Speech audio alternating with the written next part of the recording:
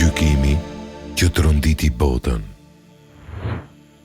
Në historinë e njerëzimit, ka momente që nuk maten me luftra, pasuria apo pushtet. Ka ngjarje që jetojnë për shekuj, sepse tregojnë madhështinë e karakterit njerëzor. Një prej këtyre tregimeve është historia e prisit të besimtarve, Ali ibn Abi Talib, dhe gjykimi i tij me një burr jehudi për një parzmore lufte. Kjo nuk është vetëm një histori, është një dokument i gjallë i drejtësisë islame.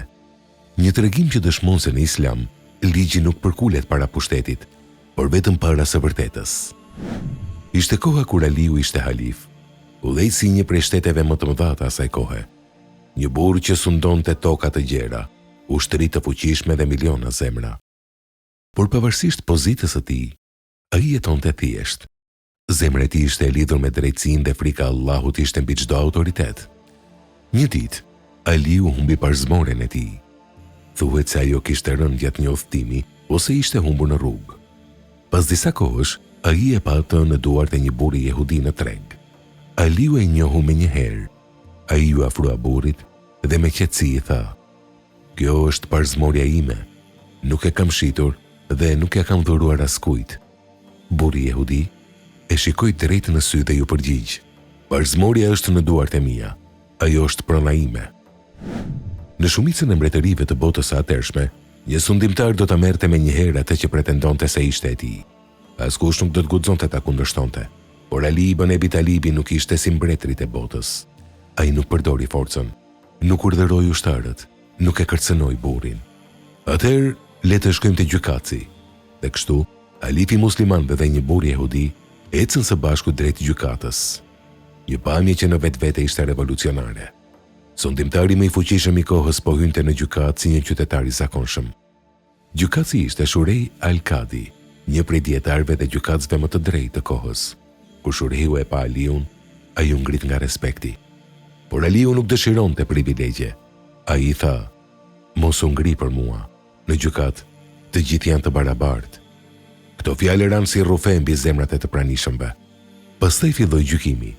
Shurejhu ju drejtua Aliut: "O prisi besimtarve, cili është pretendimi yt?" Aliu tha: "Kjo parzmore është e imja. Nuk e kam shitur askujt dhe nuk e kam dhuruar askujt." Gjykatësi pastaj u kthye burrit jehudi: "Çfarë thua ti?"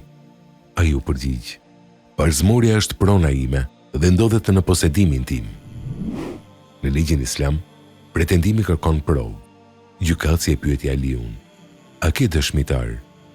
Aliu solli djalin e tij, Hasanin, për të dëshmuar, por gjykatësi nuk e pranoi dëshminë, sepse djali nuk mund të dëshmonte në favor të babait të tij në atë çështje.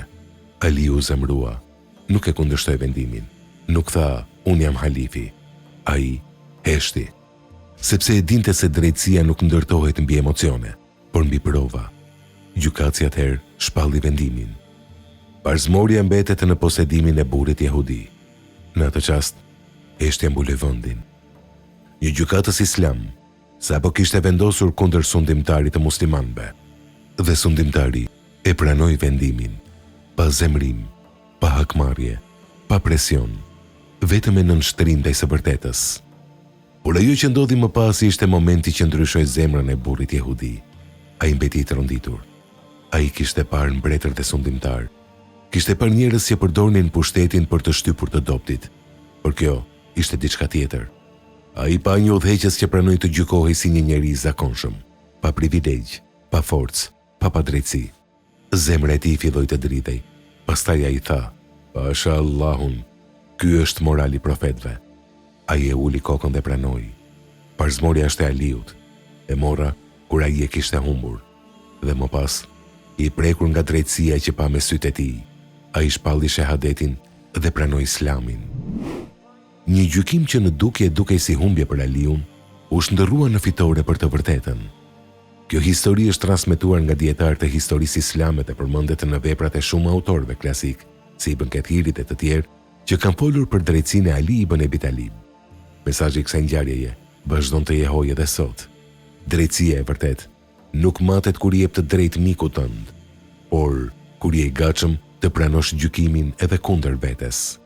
Aliu mund ta merrte parzmoren me forcë, por ai zgjodhi drejtsinë. Ai mund të frikson të gjykatësin, por ai zgjodhi barazin. Ai mund të poshtron të burrin jehudi, por ai zgjodhi mëshirën të dinjitetin. Dhe pikërisht për këtë, historia e tij jeton ende sot, sepse civilizimet nuk ndërtohen vetëm me ushtri, ato ndërtohen me drejtësi. Dhe në atë gjykatë të thjesht, bota pa se si një halif musliman u ul pranë një burri jehudi dhe ligji i trajtoi të dy njësoj. Ky ishte Islami që ndërtoi zemra.